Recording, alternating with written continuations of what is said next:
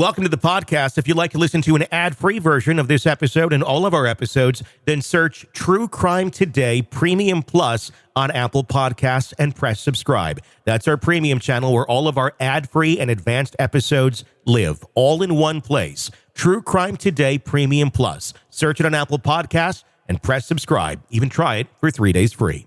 Innocence died with the first shovel of dirt. Welcome to Hidden Killers with Tony Bruschi, featuring retired FBI Special Agent Jennifer Coffindaffer. John Diddy Combs, we've been talking about him for a long time, and we'll continue to probably talk about him for a long time. As more lawsuits continue to pour in, we've heard more allegations over the past week, and the ages of the victims continue to get younger. And some of the latest that have been filed, civil allegations, point to Diddy and accuse Diddy of having inappropriate relations with a 10-year-old aspiring rapper, a young boy at one of his studios at one point in time when he was coming up. The allegation is that said, you want to be a star, basically, and I'm paraphrasing here. And sometimes you have to do things you don't want to do. That one is, I believe, a direct quote from Diddy. Joining me to discuss, Jennifer Coffindaffer, retired FBI Special Agent. I'm not surprised by all the sexual allegations against him from adults. I guess I am. I don't know why, but I am a bit surprised by these kids. A lot of these, there seems like there's a lot that's coming out here. What's been your reaction as we continue to see these flow in? Well, I'm not surprised about kids that are post-puberty, but now when you're talking about a 10-year-old, a 10-year-old prepubescent is just really sickening to think and to consider. And that's where we've really crossed the line if these allegations are true. When I say really crossed the line, I just mean from horrific to unbelievable. Yeah, it just keeps getting darker and darker and scarier and scarier. Let me ask you this. How are the feds, how do you think they're reacting behind the scenes to these new allegations that keep popping up every single week? Obviously, they have their own investigation, and we'll talk about the hearing that just took place the other day in just a moment. But as these things get filed, is there somebody sitting at a desk going, okay, here's a new one. Let's start digging into this new allegation too? Well, that's a good thumbnail of what happens. Yes, you're right. You're going to have a case agent supervisor kind of watching over that case agent, not really with his hands in it so much, but just overseeing things and being able to give this rubber stamp on things. But essentially that case agent is calling the shots, is triaging all the new information coming in, and he's going to have several individuals that are assigned to him or her to investigate these different leads. And that's exactly what's going to happen. A lead comes in like this, all that information is going to be delegated out to a very particular agent, and they're going to be assigned to delve into the particulars. Let's talk about some of the information. I'm kind of surprised by this because it's a federal grand jury, that meets in secrecy. But we're hearing a lot about what actually happened the other day. Courtney Burgess coming out saying, hey, I testified in Manhattan on Thursday on Halloween itself. In an interview with News Nation, he claims that he saw 6 males and 2 female celebrities engaging in sex acts with the disgraced mogul, and allegedly 2 of them were child stars. That's quite a statement to make. I'm assuming in the grand jury situation where they're sitting down and he's testifying. That's the cliff notes of what he said. How much in detail was he getting, do you think, in front of that grand jury in terms of naming names? Were they going into like all the specifics there? Oh, yeah. In grand jury, you sit there sometimes for hours, sometimes for days, and you go over all the particulars. Now, remember, once you testify, just to let you know the kind of the people in there. You're going to have a court reporter that's logging everything, recording everything. Then you're going to have the prosecutor that's in there actually asking questions. And you're going to typically have the clerk in there that's kind of running everything. Mm-hmm. And then, of course, you're going to have your grand jury members. And then you're going to have your witnesses. Only one witness at a time. There's no defense there per se. Instead, what happens is after you've finished your presentation or getting asked all these questions, it opens up to the floor of all these grand jurors. Now, that's kind of like opening the floor up sometimes to Twitter. Mm-hmm. True crimers, right? Some people don't care. Some people are, engaged more than others. And then some people are doggedly trying to really figure out what happened and ask questions. And you get grilled, Mm-hmm. basically, on your questions. So that's kind of how the process works. These allegations apparently have receipts to them, according to Burgess, who claims he's one of Kim Porter, Diddy's deceased ex, saying that he was a former associate when he worked in Atlanta, and said that he was given a manuscript of the late model's purported memoir detailing her years with the accused sex trafficker. Of course, that's been thrown out there. It was on Amazon. It was pulled off Amazon. People filing lawsuits saying this is bunk. This is not true. But you have a federal grand jury talking to him now. Before they go in and talk to somebody like this, what kind of homework are they doing? Are they bringing in anybody that may be legit or not? I mean, to have him in front of the grand jury and he's making these claims and he's claiming he has hard drives or he has flash drives with this stuff on it. Is it like a cold interview? We know nothing about this guy, or did they know that this guy's really got some stuff before he shows up for that grand jury subpoena? Well, typically, he would have already been interviewed by a DHS agent in this case, and anyone else who's cooperating on the case. But, this is mainly a DHS-driven investigation. So typically, they're already interviewed before they go before the grand jury. But that's not always the case. But no matter what, when you have allegations like this and so much has already been corroborated, you're going to want to put them in front of that grand jury because that is an impartial body that may or may not be asked to make a determination. Remember how a grand jury works. There's either at some point the prosecutor can say, listen, I'm putting this up is these charges. And then the grand jury can decide to no bill it or true bill it. True bill it means they're going to charge. No bill means no, they don't think there's enough there. Oftentimes, though, grand juries convene and listen to all sorts of information, and the prosecutor himself doesn't think or herself doesn't think that there's enough there. And so it's never put up to a vote. Yeah. The allegation goes that he says he has 11 flash drives that he alleges were given to him by Kim Porter before her death. If he has those 11 hard drives, I'm assuming that they would now be in the custody of federal agents. Is that accurate, or could this have been a claim he just made in court? That's accurate. I mean, assuming, and I'm making a leap, but I'm sure this is what they've done, is they have actually put a warrant for those flash drives. They've actually gone to a judge and asked for a warrant and a warrant to search. And so what happens is those are imaged, if you will, completely duplicated and then typically returned to the owner. So that is typically what would happen and what should happen. So as much as we sit here and we wonder about what's on Diddy's hard drives that they seized, he's telling everybody, look, I got the flash drives that show all of this stuff.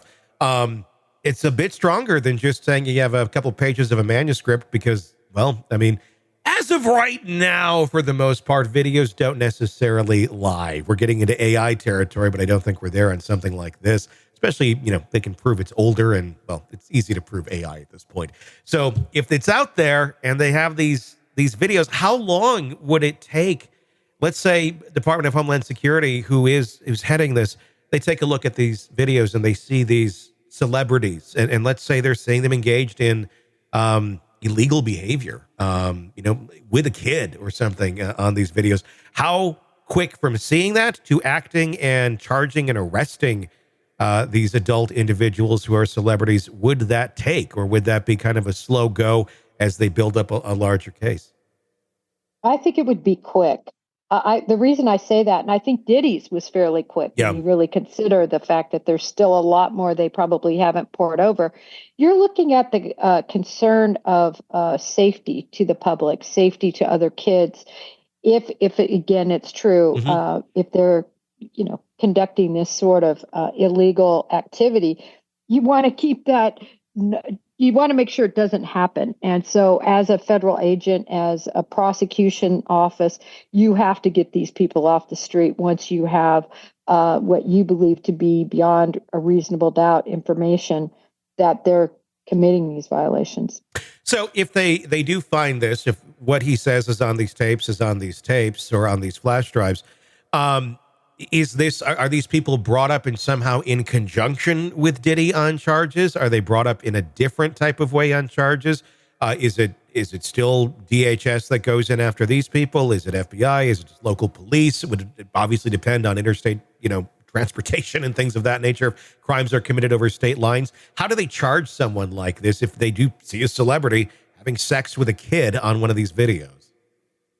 Well, DHS will continue to charge this case. They're the lead, and so it's not going to be removed because there's letters of understanding and jurisdiction that they have for sex trafficking cases, for human trafficking cases. So it will stay with the DHS, and what will happen is the grand jurors will be asked. More information will be transmitted to the grand jury, typically by the forensic analyst that downloaded all of that. So that's a whole separate set of testimony, and it will take hours to pour over that kind of information.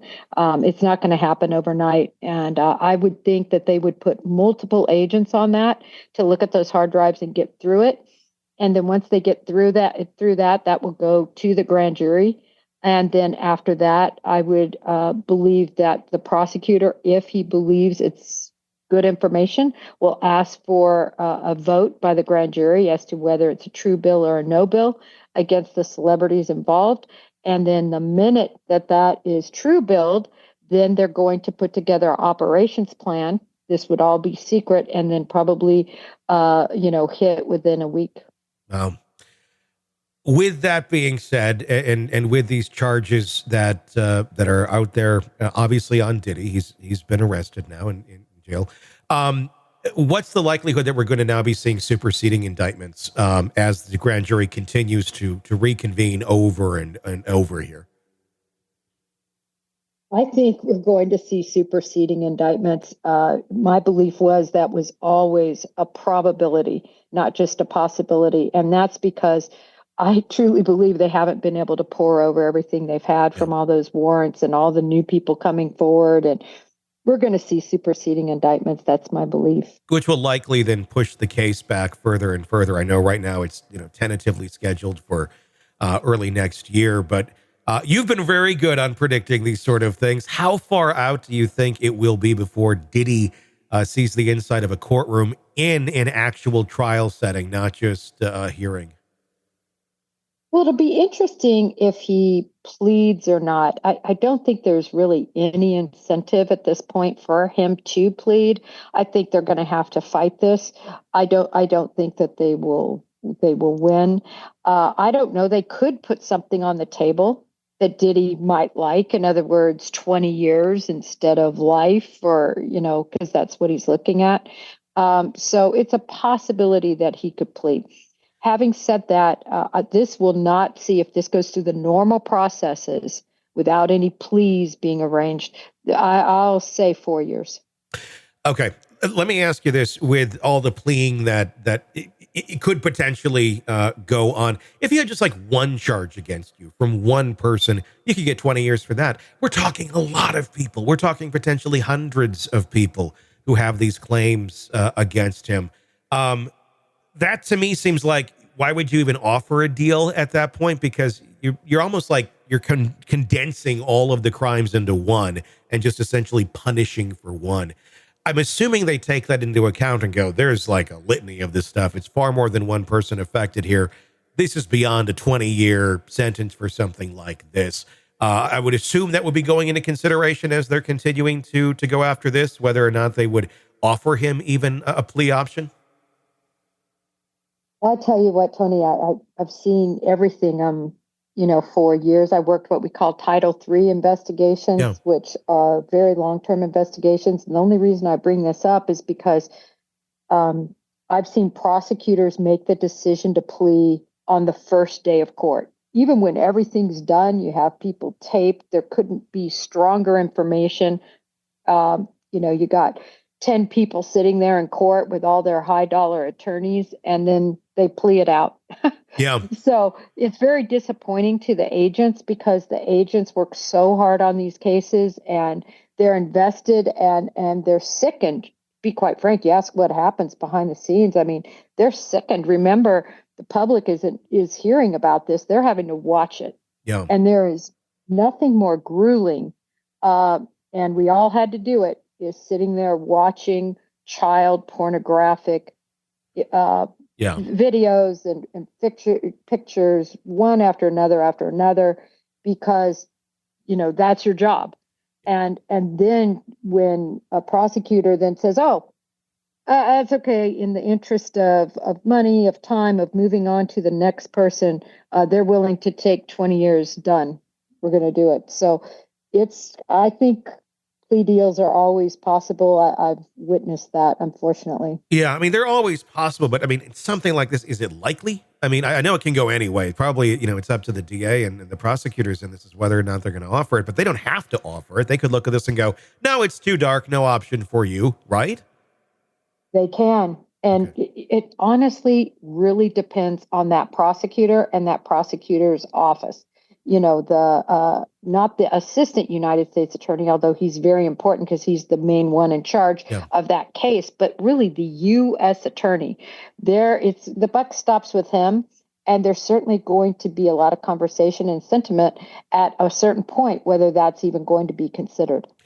So it comes down to the personalities. What do we know about that individual right now, or their track record on things like this in terms of offering plea deals? Do you have any knowledge as to their historical record on how they've handled cases? I don't want to say like this, because this is pretty unique, but in cases that remotely resemble something like this.